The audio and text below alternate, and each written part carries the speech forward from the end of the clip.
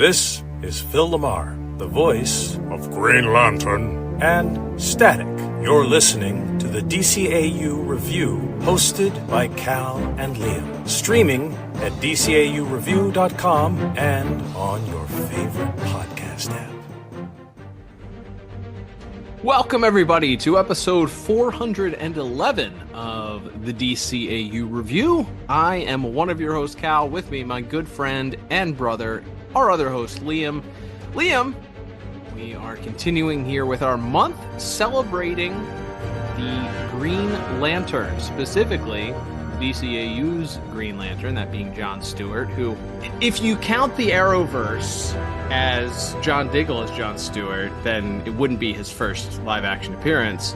But if you don't count that, and we just pretend that that wasn't actually John Stewart or meant to be John Stewart from the get-go, this will be John Stewart's first live-action appearance coming up on the DC Universe show Lanterns, coming out this weekend. Yeah. Is it this weekend? Okay, yeah, this weekend. So while you're listening to this, you could probably leave this podcast when you're finished and go watch the new series if you haven't. So, but we're celebrating Green Lantern all month long with a exciting bit of synergy here with the Lantern show that's dropping on HBO and John Stewart's first live action appearance, not counting John Diggle on the Arrowverse shows. Liam, we are talking about In Blackest Night, part 2 this week, as we started things last week covering part 1. We're doing a re-review here, so an exciting time to look back here as we pick things up where we left off with last week's cliffhanger. Absolutely excited to get into part 2 of John's adventure here on trial for planet murder, and also getting the Justice League, the Green Lantern Corps involved, and of course the age-old classic DC GL villains, the Manhunters. Lots to talk about in part 2. So let's get to it.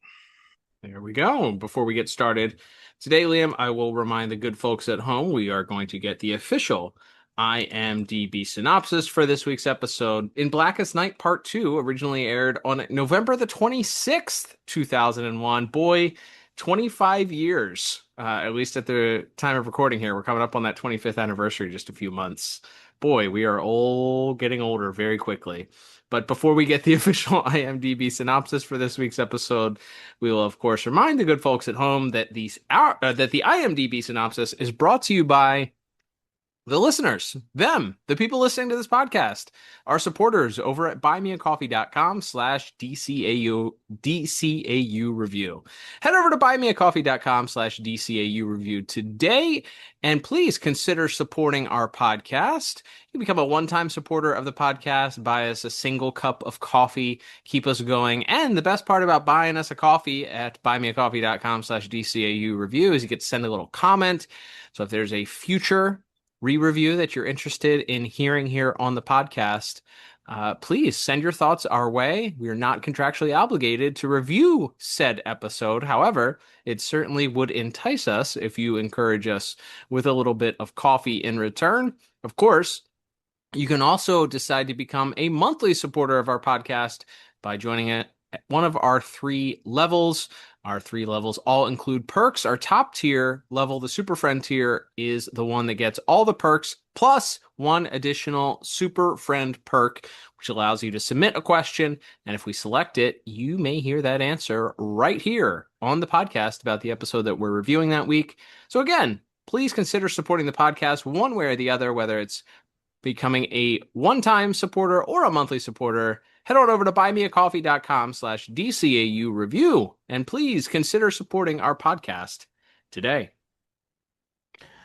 Absolutely. So this is the synopsis for In Blackest Night Part 2, written by Stan Berkowitz, directed by Butch Lukic, with music by Christopher Carter and animation by Coco.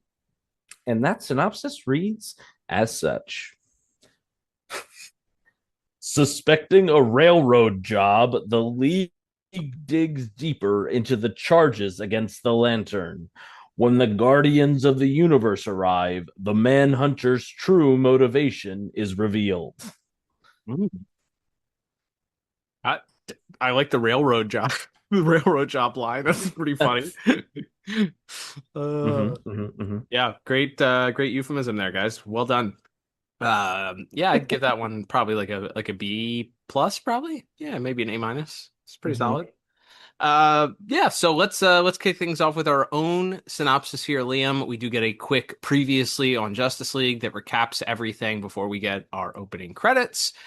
We then cut immediately to the courtroom where we learn, of course, that John is still standing there on trial. Our prosecutor offers him the ability to defend himself, of which he decides not to. Superman steps up. 3 billion gone. I can't believe it. Neither can I. I want to take a closer look at what happened. Why? John admits he's guilty. No one's disputing the facts. Maybe I am. Jean, I need you to come with me. Flash, Hawkgirl, can you buy some time in court? You're asking the world's fastest man to slow things down? Won't be easy.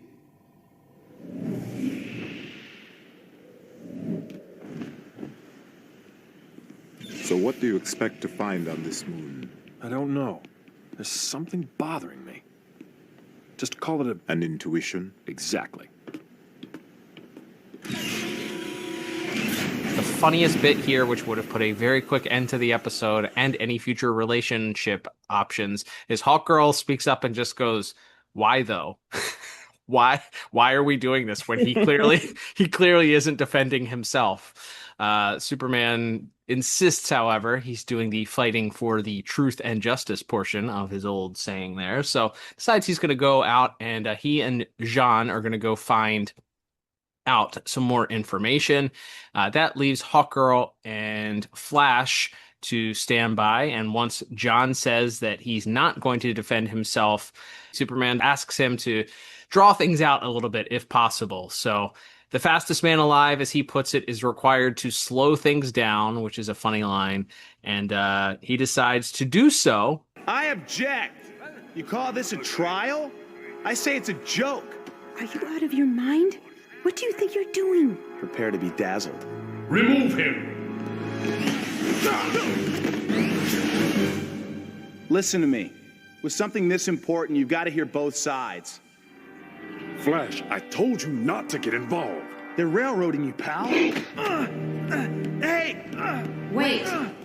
This being may have a point. We don't want any lingering doubts about our final judgment, do we? Of course not. But who would speak for John Stewart? Don't you have any lawyers here? We solved our lawyer problem a long time ago. However, you could speak for him if you wish.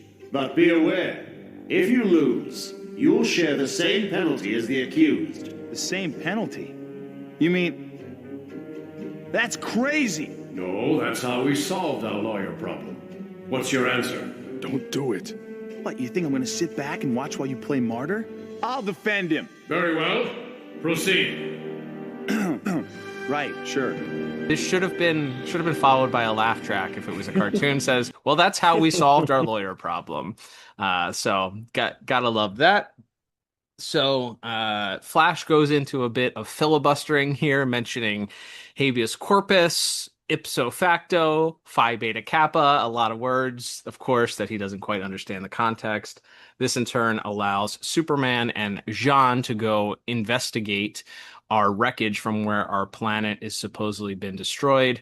Hawkgirl also goes to this cafe bar where she runs into the Green Lantern Corps that was standing outside last week's episode, openly sort of bemoaning that John Stewart was the best of them, but clearly they had turned their backs on him, believing the worst. So we have Gallius there. We also have Arcus Chummock. We, of course, have Kilowog. And we also have the two guys that Jean doesn't care about. One of the Tomars and then also Larvax. They're all Tomar. It's Tomar Ray according to DCAU wiki, by the way. And Larvax are also there. So this is where Hawkgirl breaks out her mace. And again, just like in part one, she wants to let her fist do the talking. Waiter, another round. Why aren't you at the trial? We couldn't stand it anymore. John Stewart's made us all look bad. So much for the vaunted loyalty of the Lantern Corps. Don't get so high and mighty, lady. If you're smart, you'll stay away from him, too. Otherwise, you'll wind up reeking of his stench yourself. Cowards!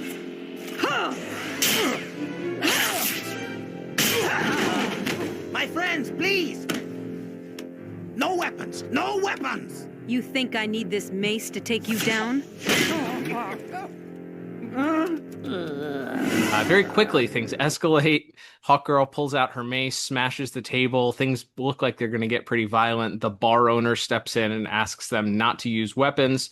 Hawkgirl gladly obliges and says that she's willing to kick some ass just with her fists, and does so. Pretty scary to see that the intergalactic space police here are very easily handled by a single Thanagarian here when just with her fists, with no weapons. When they don't have their magic rings, it seems like they're pretty useless.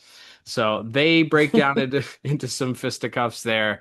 Eventually, Kilowog steps in and agrees that he's going to go back with Shaira to the trial. And we'll see what he's going to do a little bit later. Meanwhile, Superman and Jean are on a planet moon that was orbiting the now destroyed planet. So he shows up to it. They're in their fancy little season 1 Justice League spacesuits here. We'll talk about that maybe in visuals. But they're exploring the rocks, and Superman stumbles or realizes something fairly quickly. See anything wrong with this picture? Where do I start? The loss of life, the echoes of our own pasts? No, not up there. Down here. It can't be. But it is. This moon is still orbiting a planet which doesn't exist. It should have flown off into space the moment the planet was destroyed. But it didn't, did it?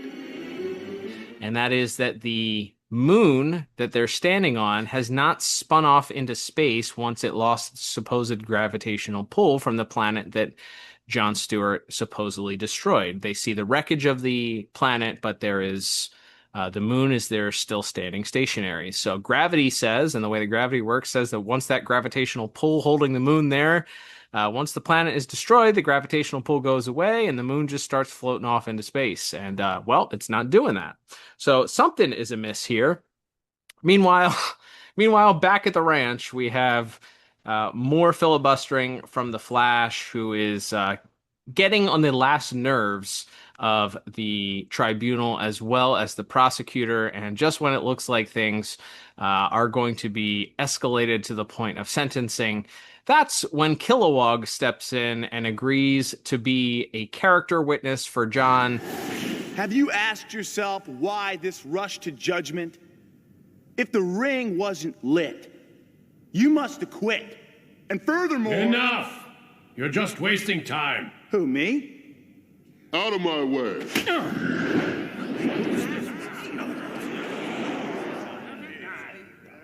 Now what? Looks like we've got a surprise witness. Surprise witness? He was nowhere near the crime. What kind of witness can he be? A big scary one? But unfortunately, maybe not the brightest bulb or the greatest witness to have on there to be cross-examined by this particular prosecutor.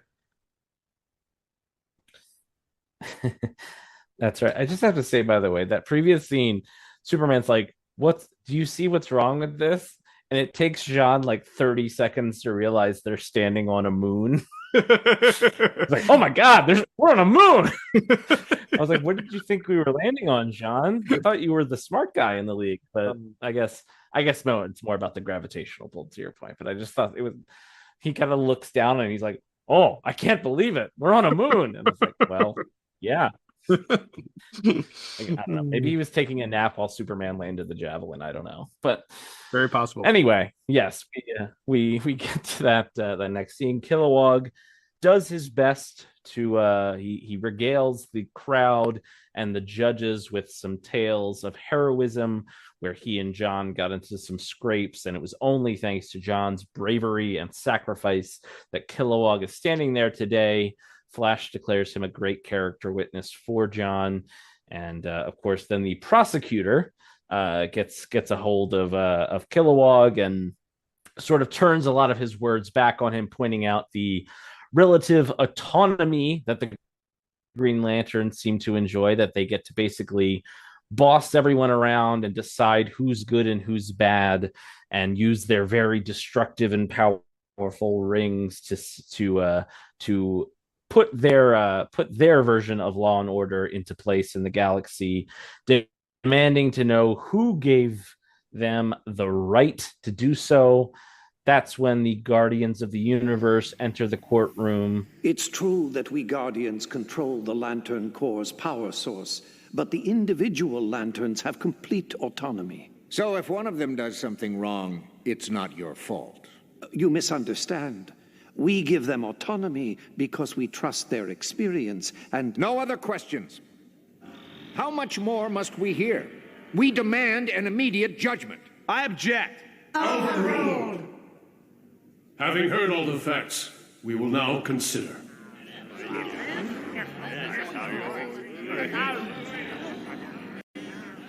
I did everything I could.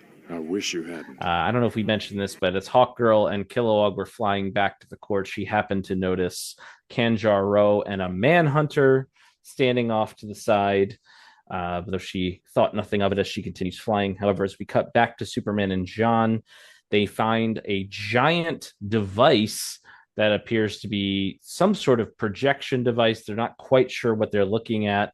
But before they can really investigate further, they're attacked by the aforementioned Kanjar-Ro, who is almost successful in burying them in rubble thanks to the lasers on his ship. But flying in comes Hawkgirl inside a spaceship of her own, apparently borrowed, as she says, from one of the security forces in town. And she damages Kanjar-Ro's ship and causes him to crash land. And they realize that there is something further afoot, some kind of cover-up in place. I followed him here from Majora's 5. I had to borrow one of the Defense Force's fighters. So he's behind all this? Not exactly. It is time, brothers. Time to avenge 1,000 years of grievances. Time to regain our power and dignity. Our plan has worked flawlessly so far. We've sown dissension among the Lantern Corps and stained their reputation forever. But beyond that, we've succeeded in luring the leaders of our most hated enemy away from their home planet of Oa. Yes, they're here. The Guardians. No, my brothers, not here, not now. Our destiny lies elsewhere. But rest assured, the Guardians will burn. For we are the Manhunters. No man escapes the Manhunter. We cut to some random building in town, which I would love to know what this building is for when it's not being used for Manhunter speeches, because it's just an empty room with like one little podium that the main Manhunter guy is standing on, and he's just shouting. And it's like, what is this room? Is this a yoga mat, like a yoga studio normally? There's no furniture.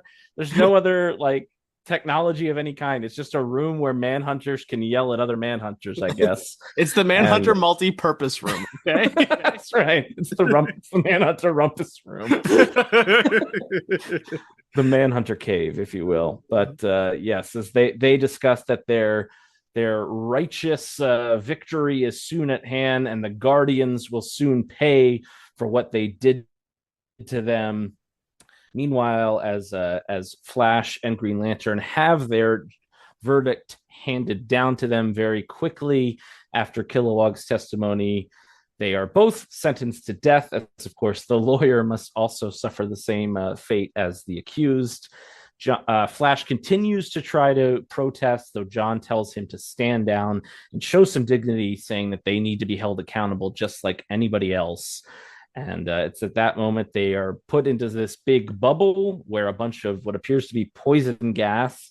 It's not just Metropolis who kills their prisoners by gas chamber. Apparently we do it on this alien planet too, as Flash and Green Lantern are succumbing to the gas just as Superman comes flying back in, smashing through the same hole he previously made and saving their lives. Of course, the court tribunal wants to know the meaning of it. And that's when Superman radios to Hawkgirl, She hurls her mace into the giant projection device, destroying it, thus revealing that the supposedly destroyed planet has been there all along and was in fact just made to look like it had been destroyed. Kanjar-Ro, brought back in by Jean and Superman. John, still in his handcuffs, leaps down onto Kanjar-Ro and attacks him, demanding to know why this happened. And he reveals, in fact, that it was the Manhunters who put him up to it. And he is none too pleased here, as we see the Manhunters are returning to Oa. Apparently, part of their plan was to draw the Guardians away from Oa so that it would be easier to attack. We get a little bit of a history lesson as John intervenes as the Guardians try to leave to return to Oa, saying they explain our whole backstory, the secrets of the Manhunters' past and how they came to be, if you will. Not so fast. What's going on? We don't have time for this. Where are the Manhunters? Headed back to Oa. Back to Oa? They've been there before? Yes. We created them there. Say what? It was before the Lantern Corps. We thought robots would make good peacekeepers, but they were flawed. They couldn't understand the subtle gradations between good and evil. Why didn't you decommission them? We reprogrammed them for lesser duties. Tracking, hunting, guarding. They didn't seem to object. Not out loud, anyway. Imagine this, an AI of some sort, an artificial intelligence that is supposed to be policing and catching criminals, but has trouble telling the difference between real criminals and law-abiding citizens. Interesting. nothing like that happening in our modern world, thankfully.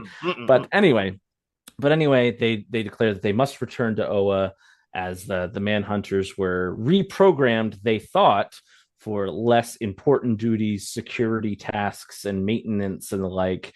And they didn't seem to object to it, at least not out loud. But clearly, they've been planning this attack all along.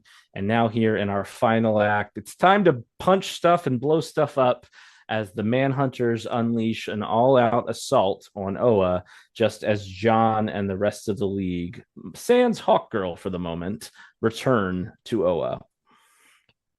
Yeah, I guess they beat the other Guardians back, too, because they left, 4 Guardians on Oa, and the other Guardians are still on Juris 5. So, yeah, there's 4... It's a bajillion Manhunters versus 4 tiny little Guardians here, and the Guardians are putting up a fight as best as they can. They're using their power to try and deflect this gigantic fortress on which the millions of Manhunters are descending and attacking, to mixed results. There's a lot of lasers that are shooting here. It reminds me a little bit of every 1980s G.I. Joe cartoon battle sequence. It's just a lot of laser blast sounds and characters moving quickly across the screen. And eventually the fortress walls are breached by our Manhunters. And it's very clear that these 4 Guardians that are doing their best to maintain the power are getting exhausted. A few of them losing their strength. This allows the Guardians to breach and begin taking control of the weapons just as our Justice Leaguers arrive. John in tow, by the way. He's got his ring. He collects that before he leaves Juris 5. He's back. They're doing their best to now storm the castle, so to speak, here that has been breached and overtaken by our Manhunters, who turn their firepower towards the Justice Leaguers. We do see that one single Manhunter has breached all of the fortress walls and is headed towards the main central power battery. That's where we see John finally get in there. GL does his best to try and defend against it. He's taken out pretty quickly by one of the Manhunters, who proceeds towards the central power battery. He decides at this point that it's his job to take back what was taken from the Manhunters, the power that the Guardians stole from them.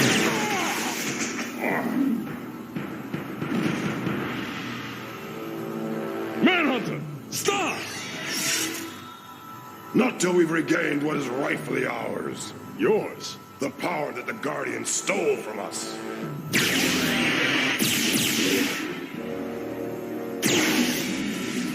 It was never yours. It was always the Guardians. And they betrayed us, just as they betrayed you.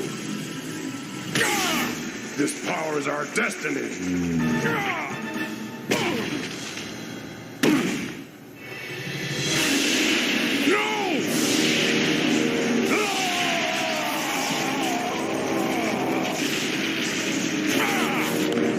One Manhunter robot, the leader, walks into the actual battery itself, becoming one with it, absorbing the power and becoming this monstrous kaiju type figure that has absorbed all of the power.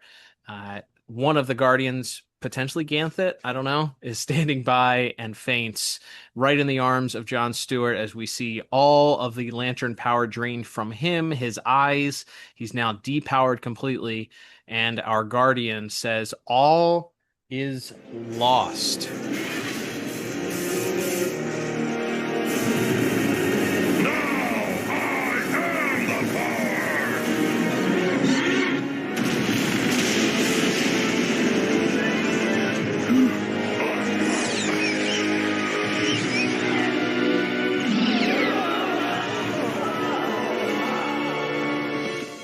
All is lost. But of course, Jon Stewart is the never say die type of guy, unless he thinks that he's responsible for killing 3 billion people, that is. But in this case, he never says die, especially not to this robot that he knows is in the wrong. So he stands up. His way of defeating this robot, he realizes this Manhunter has become powered by the central power battery, absorbing all of it. So what's the way that you can decharge the central power battery? You got to say the oath. So in a very, very memorable moment here, Jon Stewart, for the first time in the series, we get to hear the full Green Lantern's oath from Jon Stewart. Not while I'm standing. In brightest day, in blackest night, no evil shall escape my sight.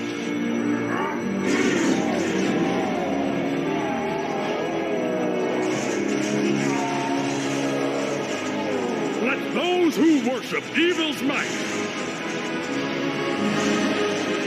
beware my power, Green Lantern's light. This then depowers our robot, drains everything, all of the power back into the ring, and seemingly all is well. We see our Leaguers gathering things up. They get some thanks from our Justice Leaguers, or from our Green Lantern Corps, rather. Gallius, along with Kilowog and Arcus Chummock, and of course, Tomar Ray and Larvox are back outside. They're ready to celebrate with Jon, who's back. And Gallius says they were wrong for ever doubting him. And we see that Jon Stewart, he's kind of got a chip on his shoulder. He kind of feels some kind of way, the fact that they did believe that he was responsible for that. My argument would be Jon also believed that he was responsible for that, so maybe they were just going along with it. But he does feel like they could have stuck up for him and been a better character witness, I suppose, instead of joining in with the mockers and people throwing things at him outside at the Juris 5. So I can see why he's got some beef with them. So he walks away and joins what ultimately is his new family, the Justice Leaguers. He clearly feels a little bit more home with them. He questions why they stuck up for him and why they would believe in him and fight for him when he wasn't willing to. And we see that it's because they believe in Jon. They know Jon, and they trust that Jon is a hero after all. So with that, Jon brushes off our Green Lantern Corps and then ultimately decides it's time to go home. He creates a nice little Green Lantern bubble, and he and the Leaguers float away. I guess maybe off to find the Javelin, or maybe that got destroyed at some point. I don't know. So they're on their way home. Sorry, Bruce, you got to pay for a new Javelin. And that's where we end this episode. All right, Liam.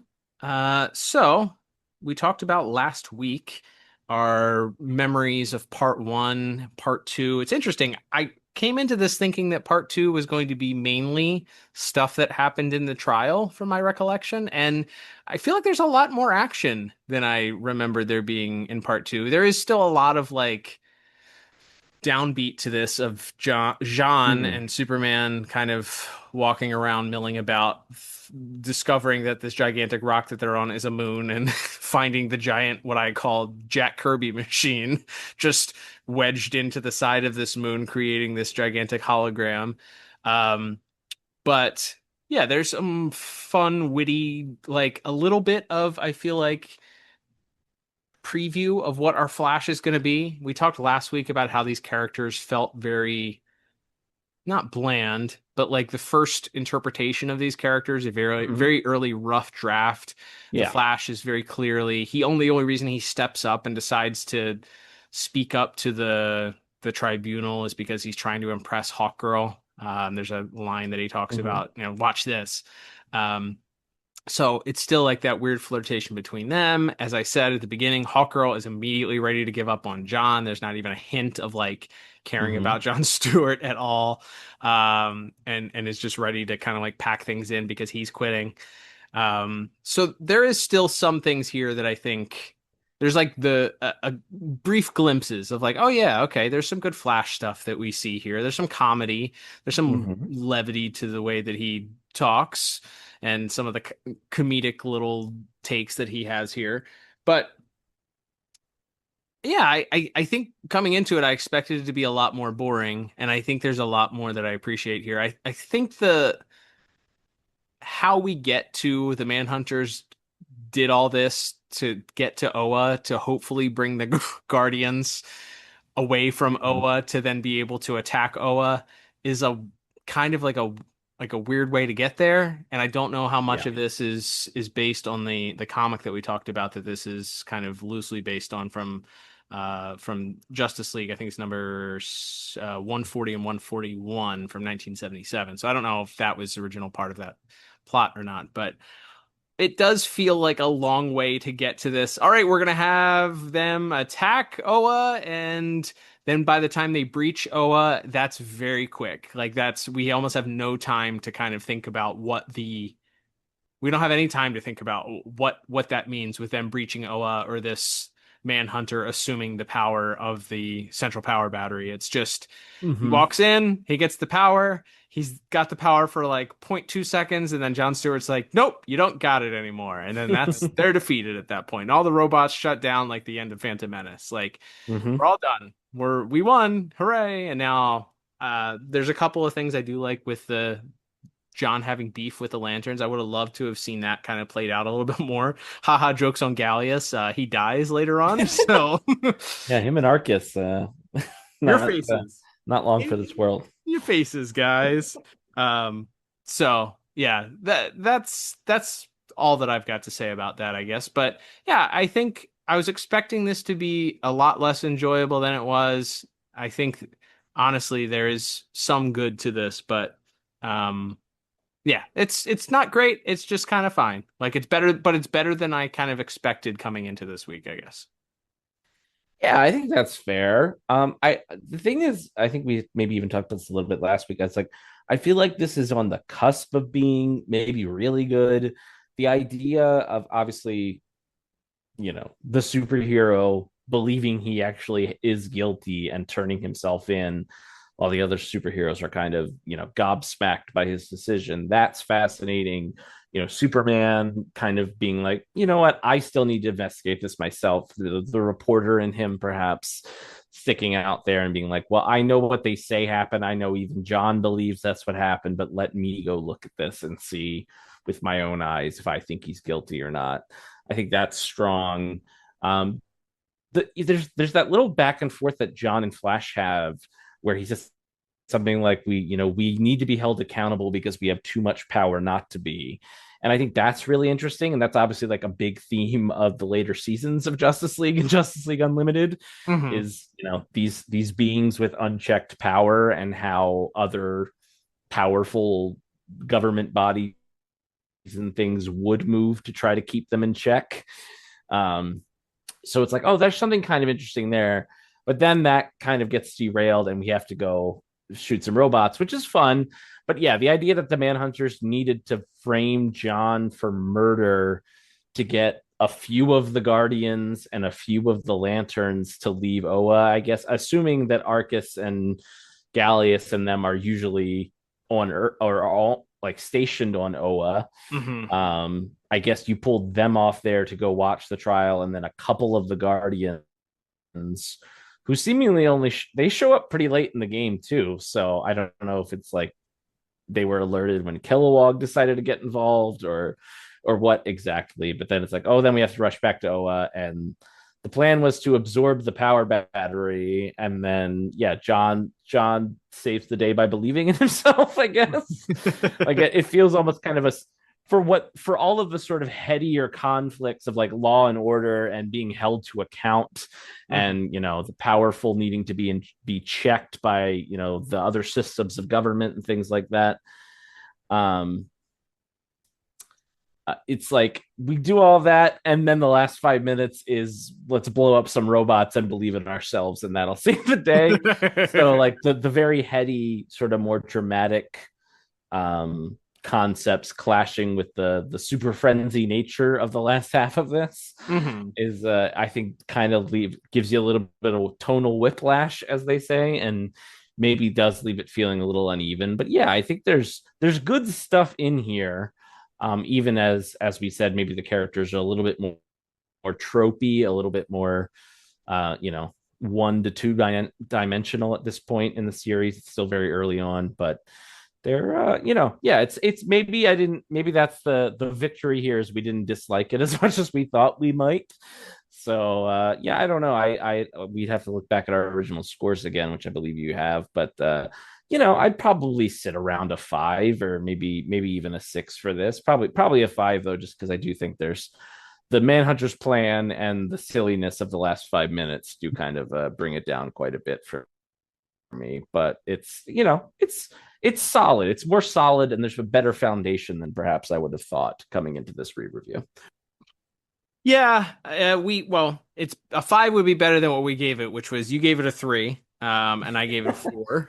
So I think looking at our plot, I think I would probably score it better than that. I don't think it's in that rough a territory. I do think that it is a long, winding road to get to this plot of, especially if you were to watch these two parts together, like we did in the first watch, where you start out with this really melancholy John Stewart who's on planet Earth. We go through all this stuff, the fight on Earth, the John being transported to this planet, him being stood up. We get the reveal that the whole reason why he's on trial is because he supposedly destroyed this planet. Cliffhanger. Then we start things off from that cliffhanger, and it's really not a fast start in this episode. It's really slow drag to get to the point where we kind of have a little bit of more action, and that's when the action that we get is between Hawkgirl and the Lanterns fighting in a fighting in a restaurant. And then from there, that doesn't even really move the plot along very much. Like it's just Hawkgirl teaching the guys a lesson, which is weird because she has this position not like 3 minutes beforehand that she's like, why are we fighting for this? Suddenly, because Superman thinks that there might be something up, she's like, well, I'm going to go read these guys the riot act for not being loyal. And maybe that's just character, we're building her character a little bit. I guess juxtaposed to how we know her story turns out, it's interesting that she's so concerned with the lack of loyalty that these Green Lanterns are giving. So maybe that idea that she is secretly being loyal to the Thanagarian race and is creating intel for them in order to, figure out how they can create this invasion later on in the series. I don't know if our writers had thought that far ahead at this point. I'd have to go back and listen to some of our writers, knowing whether they went into it knowing that she was a spy that would ultimately get paid off. But I would say that in this case, it's interesting that that's her bone to pick, is she's going to go pick a fight with those guys to try and read them the riot act for not being loyal. So, but that takes a lot to get to this last sequence, and then it feels like a very rushed finish to the end line here with, we got to get through this real battle real quick with a bunch of lasers and guys breaking down walls. And we don't really have time to understand the gravity of what happens when the Manhunter gets the power battery power. So, yeah, I think I would probably settle on probably a 5 as well. Maybe a 6. I do think that final sequence is really cool. Maybe that's more in the animation and visuals, though we'll talk about in just a second here. But yeah, I think this is better than I thought it was going to be. I was anticipating coming back with this makes sense why we scored a 4 or a 3. And I'm not vehemently disagreeing with myself. I think a 4 just feels like a little too harsh. Maybe I went in with some high expectations for the episode. Maybe I was a little bit biased from just seeing that episode so many times as we talked about. But yeah, I think a 5 is probably what I would feel comfortable with this at this stage in our reviews. But as we say, when we do the re-reviews, we must adhere to the rules that we came up with on the spot, and we will not be rescoring our episodes. The call on the original episode stands. And we will be moving now, Liam, to our second category of the day, which is, of course, animation. And as we talked about last week, our visuals and animation, we ended up giving the scores. I gave it a 6 out of 10. You gave it a 5 out of 10. However, you did give a bonus point to the Green Lantern Oath sequence, and I think that included both the visual aspect of that as well as our voice acting performance. We'll talk about that in just a few categories here as far as the voice is concerned. But highlighting some of the interesting visuals here, I think everybody's on model. I think we can talk a little bit about the Justice League spacesuits here. I think these are pretty cool. Now, are you team like Justice League should wear matching spacesuits? Are you more in favor of what we end up seeing in Justice League Unlimited, in the return episode where Superman's got like a new spacesuit that's not uniform with everybody else? What are your what's your stance? Pick a side right now. Are you uniform spacesuit from the early days here, or would you rather them each have their own individual unique spacesuits, or no spacesuits at all? I think I like the more unique spacesuits, though I do think it makes sense that like they wouldn't necessarily always know when they're doing like a spacewalk or how many. Like you can't imagine, other than when he's doing Justice League missions, the Flash goes to space very often, or Batman for that matter. So maybe it makes sense that they wouldn't necessarily have their own. So these would be more just like, hey, if you need to, in the same way that like I'm pretty sure Batman has like a bat-shaped parachute in an episode, but also a regular parachute other. Because sometimes you just need So I think it's fine, the idea that maybe they didn't. Superman didn't know he was going to be doing a spacewalk on a moon when he got up that morning, so he didn't have time to go to Star Labs and get his Superman the Animated Series suit, or the new blue version that we see maybe hadn't been invented yet. So I think that's fine. I don't mind them though. Yes, all things being equal, I do like the kind of wackier, more unique spacesuits if given the choice. But I think you can like in universe explain why they would use and need both. Sure. Yeah, I like that. Yeah, they have them hanging out in the Javelin just in case they need in case they need them. And in this case, why do they sometimes need them? Like they don't need them on the actual planet, Ajuris 5, but they need them on this moon for this other planet that's, I guess, close enough for them to fly to.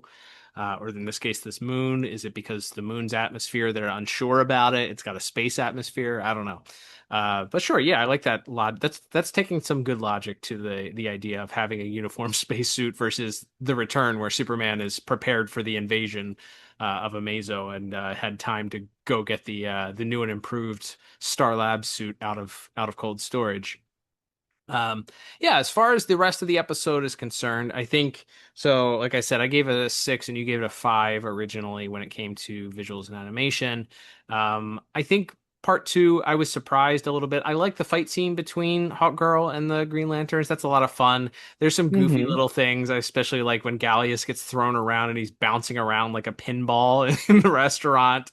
That obviously somebody was like, we're gonna have a scene where he gets thrown like a ball and he's gonna bounce like a beach ball off of different things, and until Kilowog gets to catch him with one hand. Like, the guy that's shaped like a ball gets bounced around. That's got to be a fun sequence. But yeah, that's fun. There's certainly some violence in that sequence as Hawkgirl I like when she hurls the mace across the room and it lands in like the post in the middle of the restaurant, just smack dab in the middle of it. She throws it down. She's frustrated. She doesn't need weapons, and then immediately starts handling business with 4/5 of these lanterns that are hanging out there. Also, I don't know where to insert this, but the sound that Larvox makes when she throws him, it's like a squeaky toy almost. Like he just makes a little like ee when he lands. It's very funny, like a dog toy or something. Very, very funny. And then, I don't know if we talked about this. I think that so in the sequence later on when Hawkgirl chases down our Kanjar Ro on the moon. Kanjar Ro shows up in his ship, starts shooting at the rocks and buries Jean and Superman. And then Hawkgirl comes to save the day. She quote unquote borrows one of the fighters from one of the Ajuris 5 security guards, she says. I think that ship is loosely based on like the USS Enterprise from Star Trek. We're not big Star Trek guys, as we've talked about before. I've seen a couple of the movies, but it looks like an inverted. The USS Enterprise has that gigantic disc in the middle and has like its thrusters behind it.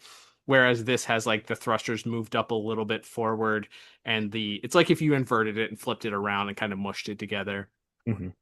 So I don't know if we mentioned that in part 1, but I like the ship design. As I said, the design of the gigantic machine on the moon is the Jack Kirby machine. It's just what would Jack Kirby's design look like if he drew this machine? And it's got the circles and the lines and just more circles and more colored lines and in against darker background and just spots and different things. A lot of the Kirby-esque design, their influence. I loved the way that they went with that design. So great job for our set designers here for this.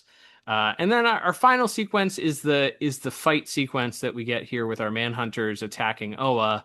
That one is interesting because I thought that they were effective enough with some of the tricks. You have millions or thousands of these Manhunters descending on Oa, and a lot of the sequences that they would cut to, you would have a shot of the gun on the outside of the fortress at Oa shooting multiple laser blasts, and then you'd cut to a group of Manhunters, and it's very clear if you slow it down, it's 2 or 3 different models. They're just kind of statically moving across the screen.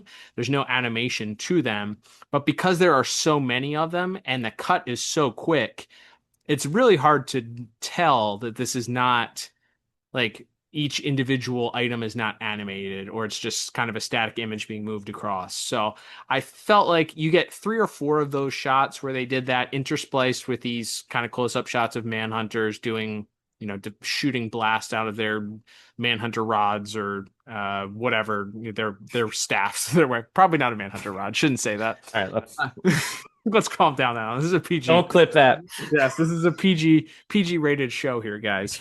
Out of their staffs. Nope, I don't think it's any better. They're firing upon the fortress. That's right, with their defense weapons. And then you cut back to the flight sequences or the gun. But I really think, honestly, even though it's extremely brief, I love the sequence that happens after the lead Manhunter walks into the power battery and comes out, and we get this kind of inverted color set where it kind of looks like a X-ray of the character, but he's glowing green and he's got, these kind of black skeletal frame to him, and they put that voice effect on his voice, and he's just kind of growing like a lab experiment all of a sudden, building to the size of the room, and that leading to John getting to do the Green Lantern oath here, and absorbing all of the power back into his ring. I love that. I love that little bit. The sequence right before that where the Guardian faints into his arm and says all is lost is done really well, which makes me sad. I kind of wish there was a longer sequence there for us to enjoy kind of that design of that character. But I do like the way that sequence rolls there, and the way that the character looks once he absorbs the power. So yeah, as far as whether or not I would give it a better score, I would probably be a little more generous nowadays, giving it maybe a 7. I think combining both parts here, there is a lot of action in part 1, as we talked about. There's less action in part 2, but there's still some good stuff. So I think overall, with a couple of the tricks that they had there, I think I would probably give it probably closer to a 7 if I had to split hairs here. But since I'm at a 6 there, I'm not going to completely, shout myself down or condemn my past self for giving it a 6. What about you? Yeah, I'd probably go maybe a 7 or an 8. Yeah, I do really like that design of the Manhunter charged up with all the energy and the little bits there, like the green leaving John's eyes and things like that, to indicate that they've all been depowered. Plus the Guardians kind of getting older and more frail as the energy leads them. That's a cool design. I do wish, and maybe this goes back more to plot, I wonder if maybe there even was some stuff cut here. Like, give us like 2 minutes of the Justice League trying to fight giant green Manhunter, and then John can swoop in and save the day, as opposed to like he pops out of the ceiling, Kool-Aid Man style, is like, hey guys, and then immediately John starts the oath and pulls him back in. So I'm like, oh, it would have been kind of cool to see, Superman and John and Hawkgirl and Flash have to try to fight this thing and maybe protect the depowered Green Lanterns in the meantime. But I guess maybe we just didn't have time for it. But yeah, it's a cool design. And yes, the actual moment of John reabsorbing all of the energy, the way the energy kind of twirls and swirls and then re-enters his ring, and then the giant wide beam flying out as he restores the lantern is a great deal of fun as well. So yeah, that whole last bit on the on Oa when they're racing across and Flash is running up the sides of buildings and Jean's phasing through and phases his hand through the Manhunter's head. Of course, once we establish their robots, we can destroy them in horrific ways we could never do to real humans. So guys getting cut in half and their brains pulled out and all kinds of crazy stuff. So that whole sequence at the end is pretty fun. But yeah, I guess it left me wanting more, even as great as that John moment is. So yeah, I'd probably stick close to where I was, maybe a point or two higher. All right, Liam. Well, let's move on to our next category here, which is going to be music. So we talked last week, our scores for music. I'm probably already going to disagree with myself here based on my score, which was a 4 out of 10, and yours was a 5 out of 10. I think part 2 here, a lot of the conversation that we get, and I understand that a lot of the action here is specifically, well, the non-action, I should say, the dialogue that happens in the courtroom is kind of intentionally not set to music to kind of give you this empty, I think, courtroom feel to things. Everything's not punctuated by a sudden flourish of music or synthesizer to emphasize every line. Some of it is just kind of left there and you kind of hear the murmuring in the background of the jury or what have you. But some of it is also, I think, to make it feel like Flash's comedy attempts are cringe to everybody in the room. Like it's giving a bitter silence when he breaks down into the Johnny Cochran line and some of the other stuff. There's just like this isn't landing. Like this isn't this isn't helping at all. So the music is kind of absent in those places and lays out, which is good. A couple of the things that I noticed, I think that the music when obviously our fight sequence in the restaurant has some good music behind it.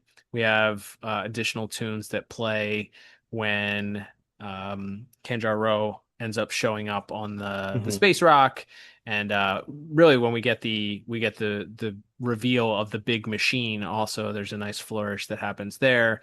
Hawkgirl showing up also to help defeat Kanjar-O, and then I think the punctuation of once we get the Manhunters revealing their plan in the Manhunter multi-purpose room, we get that Manhunter theme from part 1 shows back up, played even more menacing. I feel like a little bit tougher, a little bit heavier with that. more of that militaristic marching sound effect or sound influence. And then really, I think the music obviously plays up when we get our Superman breaking in to save GL and Flash from a certain death. That one is also punctuated by a flourish. And then when Green Lantern and the Justice League arrive or decide to leave Juris 5 and arrive back on Oa, there's a nice little flourish there. Sounded a little bit like the Michael McQuistion Green Lantern theme was kind of in there somewhere a little bit. It wasn't straight up 1-to-1 from what we heard from prior inclusions of that, but I think it was in there a little bit, at least from my listening. What was your assessment and any musical notes that I may have missed? The only one I noticed, and as we talked about last week, and you mentioned that we do have access to listen to these tracks in isolation now, as these soundtracks have been released on the digital music platforms. The only bit I really pulled out, other than what you already mentioned, I think, is the when the Flash is giving his sort of his argument, and as we'll maybe talk about in voice acting, he's just kind of saying random stuff. There's like this tiny little refrain that sounds a little bit like the Law and Order music, I think. It's got like a little dun dun dun dun dun, dun which seemed quite intentional on Mr. Carter's part, but I thought that was they didn't go for like a people's chord or something too obvious, but there is just like a little flourish and sounds like just like plinking on a keyboard or something, but it sounds just a little bit like the Law and Order music, which I have to assume is not an accident there, and as the Flash does his best to pretend to be a lawyer. So I thought that was a good musical gag. Yeah, and I'm sure without listening to our original episode here, your bonus point for the GL Oath kind of includes all three of our subsequent or our non-plot categories here. There's a musical element that plays in there that obviously crescendos with him saying Green Lantern's light. I love that the music lays out when we have that moment where the Guardian loses all strength and says all is lost in John's arms.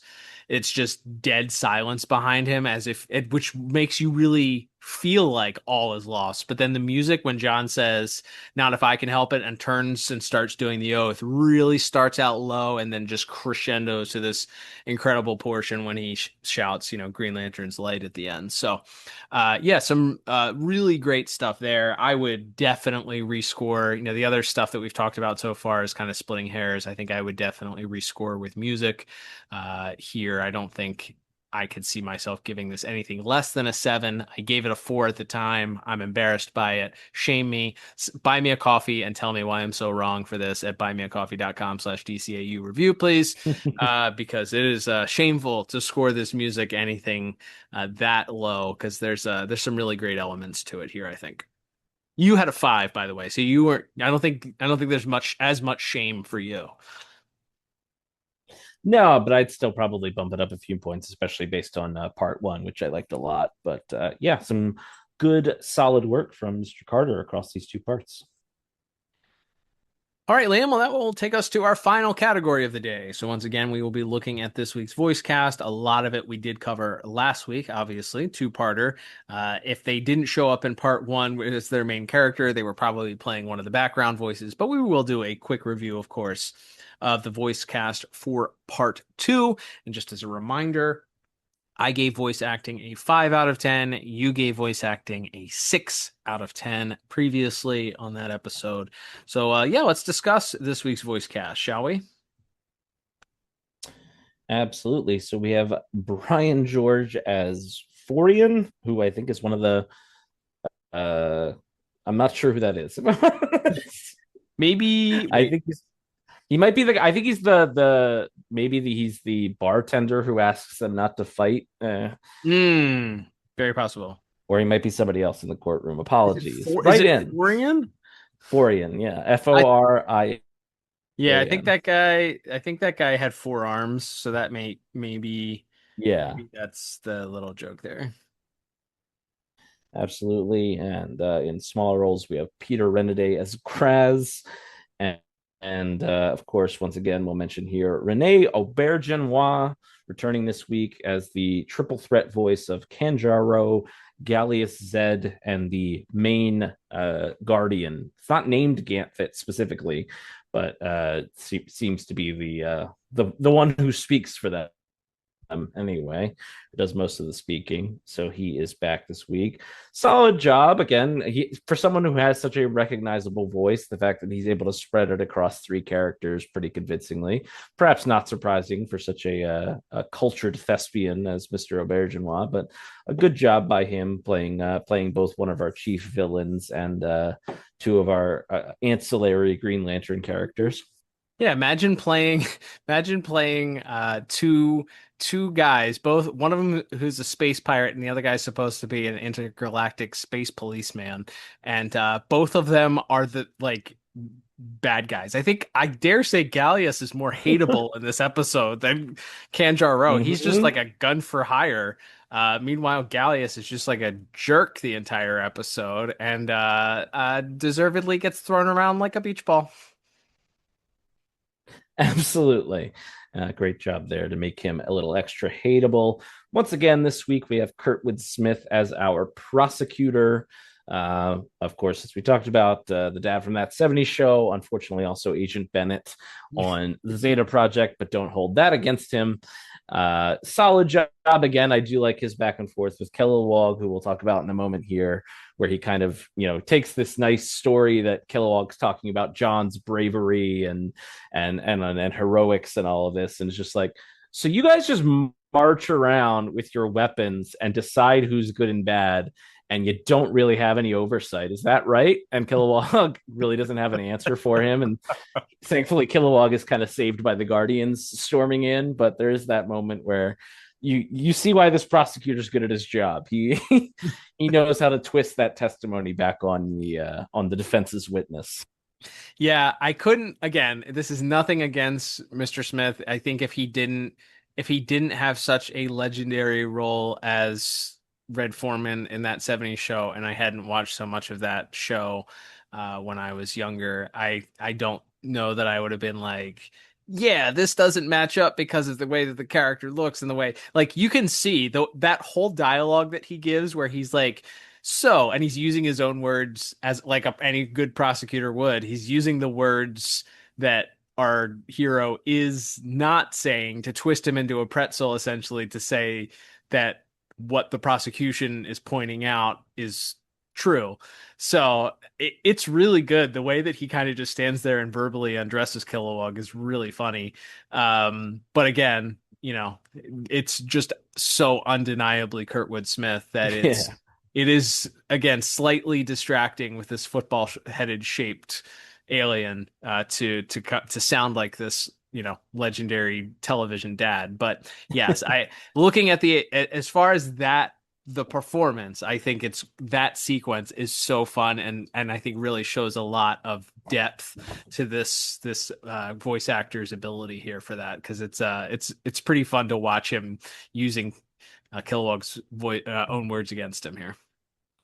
Absolutely. And speaking of Kilowog, we have the great Dennis Haysbert, another actor I think we talked about quite a few times across our various shows here. You might know him as the president on 24, and also the Allstate guy for many years, if you saw those ads in the United States. Just great, deep baritone voice.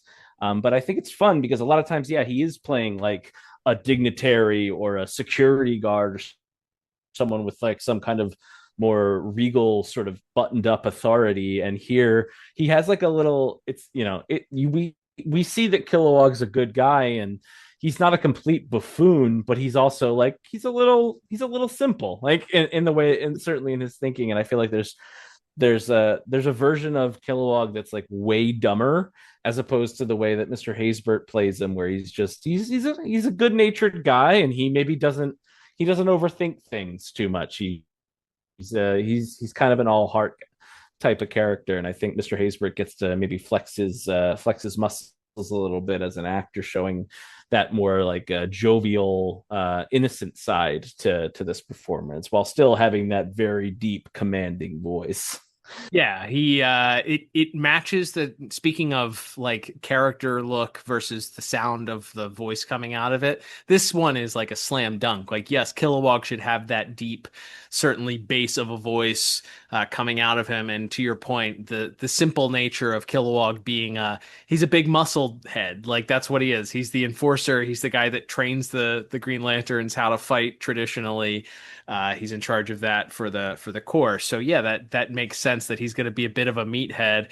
And while he's got this heart of gold and thinks he's doing his best to try and help John in this situation, as we said, Kurtwood Smith's prosecutor talking circles around him leads him down a path that almost indicts John unwittingly here. But yeah, some good stuff there for Mr. Haysbert. I literally made a note as soon as Kilowog opened his mouth. I was like, oh, Kilowog is in good hands.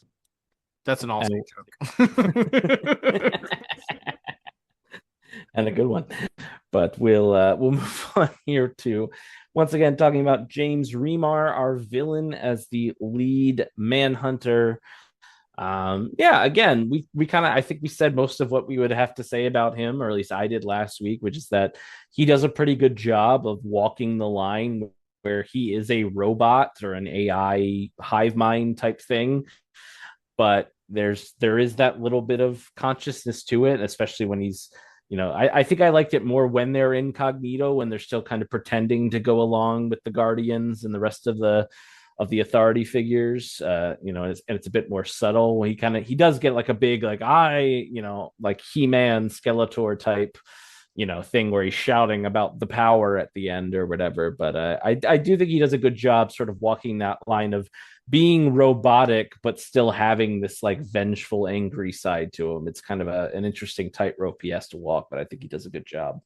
Yeah, I think he's fantastic. The scene where he's leading the sort of like, I don't know. He's spreading the Manhunter propaganda to the rest of the Manhunters. In this case, however, Mr. Remar does a wonderful job. Yeah, he's very fun. I think the sequence at the end, even though they put that effect on his voice, as you mentioned, is really fun for him to kind of let loose and go full Saturday morning supervillain at that point, albeit so brief, as we mentioned. He doesn't really get a whole lot to do after he's got the power, but so be it. That's how the story goes. That's not Mr. Remar's fault. So yeah, I think this is some good stuff from Mr. Remar.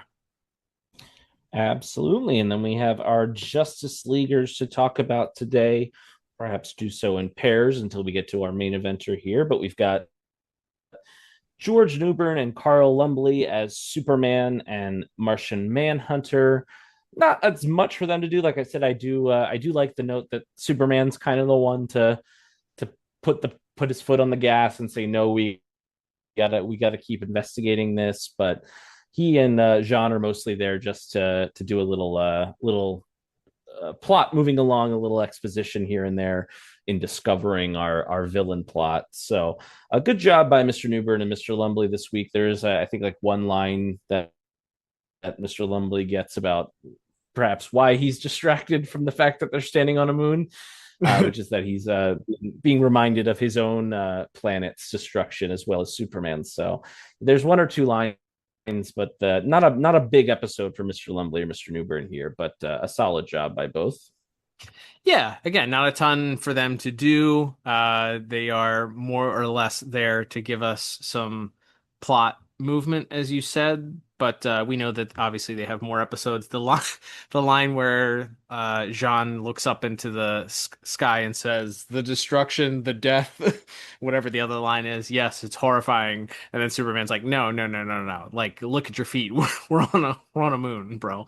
That is pretty funny that you mentioned. But yeah, not much for them to do otherwise in this part. It's more on our other three leaguers as far as the focus is concerned. Absolutely. And then getting a little bit more to do, playing multiple voices, Michael Rosenbaum as the Flash, also as Arcus Chummock, and he might be one of our tribunal of judges as well. I'm not sure. I think only Maria Canales is credited there. But yeah, the Flash, as you said, he gets a little bit more comedic stuff to do. There's an O.J. Simpson trial reference in this episode that Mr. Rosenbaum has to try to pull off, as well as some other random legal jargon and just kind of generic Greek words at a certain point. I think he just shouts Phi Beta Kappa at one point, which I think is a sorority. So he does a good job. Again, it's still very early days. Like you said, they haven't quite figured everybody's characterization out, but obviously the idea of Flash being kind of impulsive and funny and a little bit dumb is very much what they're leaning on here, and he does a good job as that, and as the kind of oafish Arcus Chummock, who's like he's just like the chud henchman of Gallius.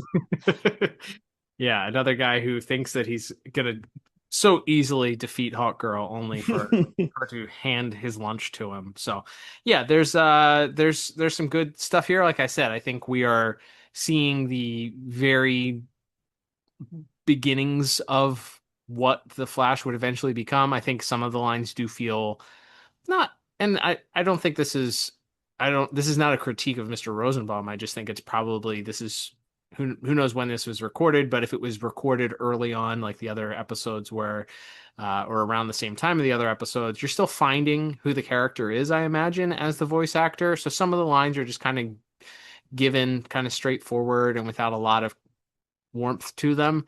When he gets into doing the like goofball courtroom stuff, that's when you start to see the Flash kind of start to come out of it. You're like, okay, this kind of feels like goofball Flash that we would come to know later. But there's, some of that is hidden behind some of the goofiness and just the dialogue itself. So yeah, I think we're starting to see some stuff here. We got the early taste of what the Michael Rosenbaum Flash would eventually evolve into. But yeah, not as much of the character that we would come to know is shown here, which is understandable. Absolutely. And then, as mentioned, Maria Canales Barrera gets a little bit more to do as Hawkgirl. As you mentioned, she is the kind of the one trying to rally the Green Lantern Corps to stand up for John, and when that doesn't work, as you said, she resorts to her fisticuffs. She has a couple funny lines when she talks about borrowing the security officer's ships and that kind of stuff, and then is also, as mentioned, one of the three judges. But yeah, a solid job from her. Again, very, very early days Hawkgirl here. We certainly, as you said, we don't really get any sense that she's doing this out of any kind of romantic attraction to John just yet here, but it does, if you look back here, this is you can see that she has a sense of honor and loyalty, and when she feels like others aren't responding to that, perhaps as a soldier herself, seeing the GLs not standing by their man, so to speak, is enough to just set her off. And really, she never needs an excuse to fight anyway. But I think a solid job from her, even as it's clear, as we've said, for all these other characters, that she's still finding her footing as this version of Hawkgirl. Yeah, again, I think there's more to come from her. There's some of it here that just kind of feels like general not bland, but regular just characters that don't really have the heart. The heart of these characters tends to be missing a little bit, I think, here on these early on episodes. So I think there's more to that to come here. I laughed like at the fact that this character was like, why are we fighting for this guy who clearly doesn't want to fight for himself? But I feel like you get glimpses of what this character would eventually evolve into when she's in the restaurant and she's kind of really frustrated with the lanterns and really unafraid to show her frustration to them through her anger. She definitely comes across with a quite upsetting and angry performance there. So yeah, I think again, better things to come from her, but again, you're seeing, I think, the foundation of what this character would eventually come here with some good glimpses into that through a couple of the sequences here. Absolutely. And then last but not least, we have the great Phil Lamar as Green Lantern and John Stewart. Again, I think he's got some really strong lines. That one about, like I said, the one about being accountable because we have too much power not to be. I do think he has some great moments. But really, if there's one thing we'll remember above all else across this two-parter when it comes to Phil Lamar's performance, it's, as you pointed out, Kyle, the first and definitely probably most epic and exciting time we got to hear him recite the Green Lantern's oath in full. And yeah, man, that still gets a little goosebump for me when I hear him recite the oath in that big dramatic final moment. Yeah, it's easily memorable, a very fun moment, goosebump inducing, I dare say. This is a character, this is one who I don't know. I was just talking about some of our other characters kind of finding their footing and laying a foundation here and getting glimpses. Feels like to me we get a lot of like Phil LaMarr jumping in with both feet here and kind of understanding who this character is. Obviously Mr. LaMarr is a world-class voice actor who's had thousands or hundreds, if not thousands, of voice acting roles to his credit. So probably comes with the territory and feeling comfortable and understanding who this was and who John Stewart is at his core. But understanding here, the talking down to Flash and telling him to have some dignity for once in his life, and kind of this acceptance kind of what he feels like he deserves, and then ultimately him kind of wearing this chip on his shoulder for the other lanterns who kind of abandoned him in his time of need, and being kind of in awe of his other fellow leaguers that were there to rally and stand around him, kind of filling in that role that those other lanterns should have done, is great. And of course the oath at the end is just like the cherry on top. So yeah, some really great stuff here from Mr. LaMarr. I think looking at my score of 5 out of 10, that I'm super embarrassed about. I think maybe on the back of Mr. LaMarr alone, I'd be closer to like probably an 8. Looking at the score there, definitely would bump that score up just like I did with my music. What about you? You had a 6. Yeah, I'd bump it up a point or two, perhaps, if we were doing such a thing.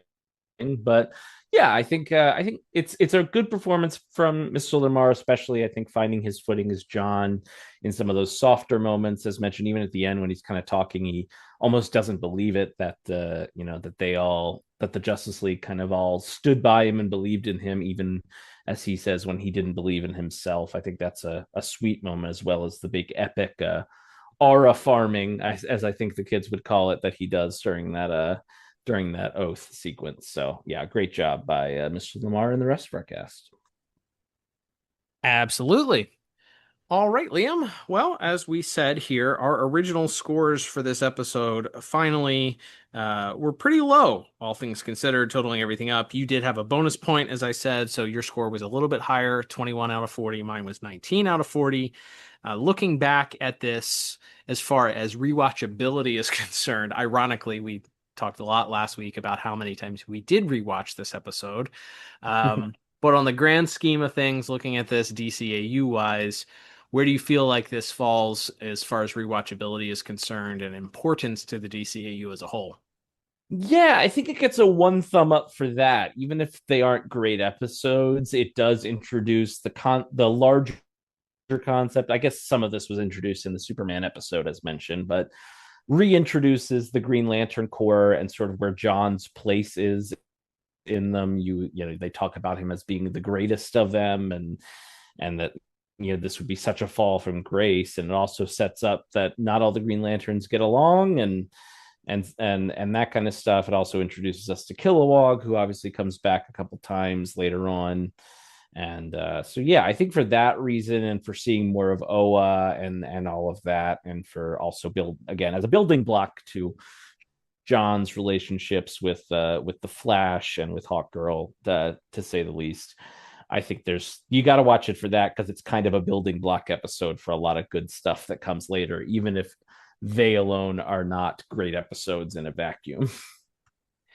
Yeah, I'd probably say a 1 thumb up for this as well. For the Justice League alone, I think maybe not for the DCAU as a whole, but especially if you've never seen it before, if it's been a while and you forget the twists. Like I said, not everybody had this on VHS taped by their grandfather, more than likely. So I'm going to assume some people have seen this episode less often than we have. So we're biased in that form. But maybe if you haven't seen it in a while, you forget the twists. You're looking for a John Stewart centered episode, some funny O.J. Simpson trial throwback dialogue, then yeah, maybe this episode is for you. But I think in the grand scheme of Justice League episodes, there is some foundational work that's done here with our relationships between our different characters. So yeah, there's something there to this one. Absolutely. All right, Liam. Well, that would begin to wrap us up for this week's episode. Thank you so much for listening. If you are looking for a way to support the podcast, thank you. We love people that support the podcast, and there's actually several different ways to do so. And many of them are, in fact, free 99. That's right. You can head on over to our social media pages. Follow us there if you're not already doing so at DCAU Review. We are on all of the major platforms, including Facebook, but we don't really check that one, so don't rely on that one. So, Instagram, Twitter, X are the main ones that we do most of our dialoguing on. So feel free to follow us on there, interact with us, send us a message if you will. We're also on some of the ancillary Twitter clone sites that we check on occasion, that we're on there occasionally to check those. So feel free to interact with us. If you find an at DCAU review and it's got our profile picture on it, it's probably us. Just don't accept any strange messages. And if we ask you for money in direct message, then it might not be us. So that's a good way to check. Also, please make sure, speaking of money, we will ask you for money. The one and only way is through buymeacoffee.com/DCAU review. That is one way to support the podcast as well. We'll talk a little bit more about that in just a second here. A little more about some of the free ways, though, that you can support us is by subscribing to us on your favorite podcast app, whether that's Apple Podcasts. And if you're there on Apple Podcasts, thank you for listening. Please consider leaving us a 5-star review in the app or on the site, and then leave a little blurb about what you like about the podcast. That helps us out a lot. And guess what? If you leave a 5-star review with a little description of what you like about the podcast or something that you particularly find keen about us, and you live in the US, we'll send you a little thank you gift if we read your review on the air. So feel free to do so. If you listen to us on Spotify, you can also leave a 5-star review. That's right there in the app. You can comment on the episode as you're listening to it. That's at the bottom of the episode. We do read those comments. We try to respond to them fairly often. So feel free to leave a comment on this episode if you have thoughts or questions, or hey, if you have your own scorecards. We've had people before play at home. If you're playing at home, got your own scorecard, send us your scorecard for this week's episode. Let us know how wrong we were. Maybe you love this episode. Let us know. Also, if you're listening to us on YouTube, please feel free to subscribe to us there, like the videos. And if you don't listen to us on YouTube, but maybe you consume other podcasts on YouTube, consider migrating over there. All you have to do is check out DCAUreview.com. We have our YouTube link there. You can also just search for the DCAU Review podcast, and you should be able to find us there. But easier, head over to DCAUreview.com. As I mentioned, the way to support us financially is to do so at buymeacoffee.com/DCAU review. And of course, you become a monthly supporter, as we talked about at the top of the program. You get some perks with it. And if you are a super friend of the podcast, you get the option to submit a question and hear your question answered potentially right here on the air. And this week, we have another question from our good friend and supporter, Zach. What's Zach's question this week, Liam? Zach says his question is more just to do with the overall plot of both parts of this episode. Zach said that personally, he feels that the inclusion of the Manhunters wanting revenge against the Guardians is a little bit silly, and he thinks it would have been a much better episode if they had framed GL John just because they hated him personally, as opposed to it being some specific or larger, broader thing against the Guardians. And what are our thoughts on that? Yeah, I mean, as we mentioned, Cal, as you mentioned earlier, this is based on a comic, so loosely. So I'm not sure what the Manhunter's motivations were exactly in that comic series. Maybe that's why they didn't change that. I do think in that final bit when he's battling the Manhunter right before it absorbs the lantern, and he's like, that's not your power, it's the Guardian's power. And you're like, well, why is John loyal to these guys either? Because they just were about to hang him out to dry and let him die without really doing much to even investigate if what had happened is true. Right. So like, I don't know that it feels, I think it's fair to point out that like, why does anyone care what, other than that, yes, it would be the death of the Green Lantern Corps, but specifically that, yeah, it becomes about the Manhunters versus the Guardians in the last 5 minutes, as opposed to it being this, as we talked about, kind of a story that's very zeroed in on John and his role as like this galactic cop, and how his, and his feeling that he needs to be kept in check just like anybody else. And then it blows out to the red guys are fighting the blue guys at the end. So yeah, I think that's a fair critique from Zach. I don't know how you make, like, if you make it a more personal thing with like the Manhunters versus John in particular, unless you have it be like John's the guy who suggested the Guardians not have Manhunters anymore or something. But how you get to that point, but maybe they're just already a more like evil force, and John's just stopped their crimes so many times or something. I don't know. It would be interesting to try to dissect how we get to like a more personal vendetta of John personally against the Manhunters. But yeah, I do agree with the general with Zach's general thought on it being a little lame and a little out of left field, and it becomes more about like revenge on the Guardians at the end. Yeah, or I mean, yeah, I think you could have gone that route and made it more personal to John and why he's the one. Or if you're gonna stick with this storyline, then maybe, as you said, the fact that John remains loyal to the Guardians, why is he only chewing out Gallius and Arcus and Kilowog and Tomar and the other one? Why is he only interested in chewing them out? Why isn't he chewing the Guardians out? Why isn't he willing to throw them under the bus? That should have absolutely been a part of the ending here, and maybe a consideration of like, hey, comparing their loyalty directly while the Justice League is behind him, quite literally behind him, saying like, hey, these guys are like sticking closer to me than my actual people that are supposed to be my biggest supporters and my teammates here. What's going on here? Maybe you guys need to check your own heads and hearts in the midst of this. So yeah, I think we don't really get to touch on the Guardians beyond this, and then a little bit, I guess, in the Amazo, like barely in the Amazo episode, but we don't really get to understand this universe's Guardians as much as we do if you read the comics. They're kind of removed from human emotion in a weird way, and they are like, their motives to do things are very often in this gray world of like, are they actually good guys, or are they just guys that have power that feel like they can universally make these decisions? And I think if there was more clarity as to who the Guardians were, then maybe it would make more sense, why the Manhunters decided to go after all of the like, maybe if there was something to that there where you could find a little bit of understanding in the Guardians' desire to eliminate them beyond, oh yeah, they decided they didn't want to use robots anymore because the robots didn't have the ability to understand gray areas. Right. So yeah, I think something needed to be done there. If you're gonna make it a John Stewart personal, like a personal vendetta, even if he's not, then he should have felt more personal, like personally attacked at the end, I feel like, than he did.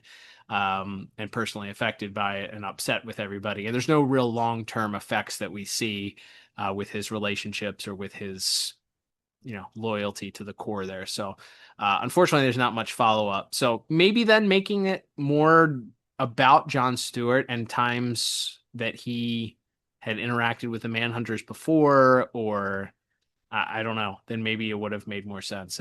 But yeah, I think there's definitely something that could have been reworked here to make this story make a little bit more sense and have a little bit more impact, both in the episode itself as well as long-term in the DCAU. And thank you, Zach, for your question this week. And if you'd like to join Zach and our growing list of supporters, We invite you to head over again to buymeacoffee.com/DCAU review. And please support the podcast today. Liam, we are turning the page here with our Green Lantern month celebration here with a trip around the multiverse for next week's episode. And I dare say, I'm going to throw this out there. I would be willing to bet a pretty large sum of money that this episode that we're going to review next week and this Elseworld, there's two things that I'd be willing to bet. One, this is very low on people's radar and unlikely that people would guess that we'd be reviewing this episode. And number two, I don't think we'll be revisiting this Elseworld ever again after next week. If there's a betting app that lets you put in bets on our podcast, consider those locks for next week because we are headed deep into the dark edges of the multiverse for next week's review. But I am super excited about the episode that we'll be taking on next week. Absolutely. Next week, we are venturing for the first, and as you said, quite frankly, only time ever. We will be heading to the perhaps oft-forgotten Duck Dodgers animated series. That's right, the Looney Tunes character, the Daffy Duck-inspired Duck Dodgers episode, aptly titled The Green Lantern. Excited to talk about a futuristic space adventuring version of Daffy Duck getting a hold of a Green Lantern's power ring and all of the hilarity that would ensue from that moment. So excited, yes, for the first and only time to maybe get a chance, other than, of course, the eventual Space Jam 2 review. Perhaps the only time we'll ever have to get to talk about Looney Tunes. Look, the DCAU characters are in it. We have to get to it someday.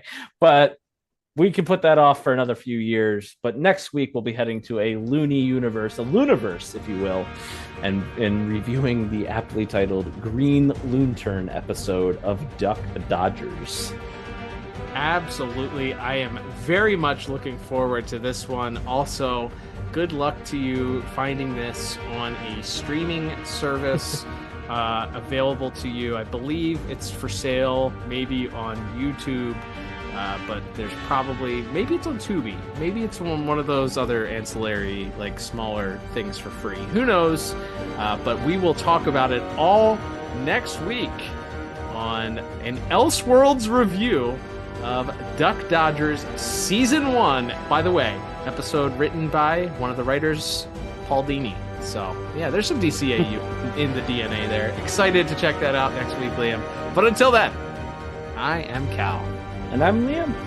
And we will talk to you on the next episode of the DCAU Review. That's all, folks.